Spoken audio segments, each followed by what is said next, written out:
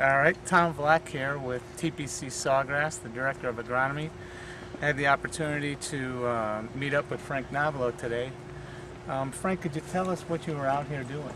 Well, we're shooting what we call tee to greens, Tom. So you guys were nice enough to let us in advance. We try and get in there the week before a major event like this, and just notice if there's any changes. You gave me some scoop on some good ones here too, changing obviously the levels of some of the greens. But we try and give the viewer an idea of just the golf course, the way it should play during the course of the week. And we also try and use a camera in a different way you'd see it in a telecast, because obviously in a telecast you can't put a camera in the middle of the field when a guy's playing.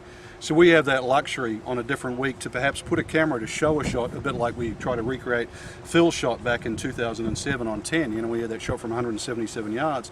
We took a camera right in the very bunker and tried to show the limbs and all that. So that's what we try and do with that. Frank, you had a very accomplished career. You won 15 times worldwide. You were on President's Cup teams. You did significantly well in the mid-90s in all the majors. How does this event compare to those that you had the opportunity to experience? It's huge. I was never comfortable when I played the stadium course here, because to me there was a lot of angles to work out. I admired the way in which Greg Norman and Steve Elkington played here. Obviously they both won here. Elkington won twice, and for me every shot was different. My stock shot, I liked to hit the ball a little left to right when I was playing my best, and I found it tough. I could play half the holes here, but I couldn't play the other half. You know, Pete Dye obviously did a great job of making sure that every department in your game was tested. But you know, growing up in New Zealand, this was the most visually intimidating golf course I'd ever played. But as far as stacking up against the rest of the event, this is as good as it comes. You know, the field, every time you got into the Players' Championship, you didn't just have the top 50 players in the world or the top 100. Every single one of those 144 players were phenomenal. Looking back on your career, do you have any memorable moments that stand out to you from playing in this event?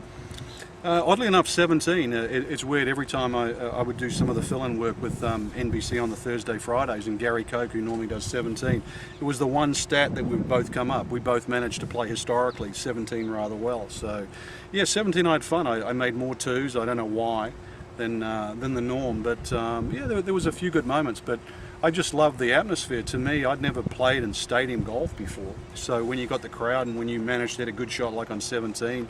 You know, to me that was the favourite memories that I'll take. 18, that always seemed to chew up my lunch every time I came here. But you know, 17 was to this day is one of the holes that I still enjoy going and have a look at every now and again.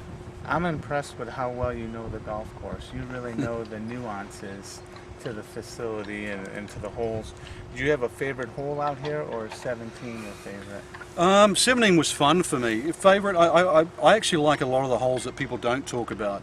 For example, 15 gets no love, yet has one of the most interesting greens on the golf course. 14 to me should be the toughest hole on the golf course, but it doesn't have any of the hazards that 16, 17 and 18 do, which is the natural waterline along the left. So when I look at holes like 14, I always thought they were just straight up hard. Tough tee shot, it's the longest par 4 on the golf course. Front 9, I was always interested with 6. I'd never seen a hole in Florida that looked more Floridian with all the palm trees, the quirky tee shot. So, you know, I liked holes for different reasons. And 8, I still think is one of the best par 3s I've ever seen. 8 is just a straight up, real, I mean, I'd like to use some different language, a real tough par 3. Now, you retired in 2003, have been a golf analyst for the Golf Channel since. What is some of the fun perks about the job?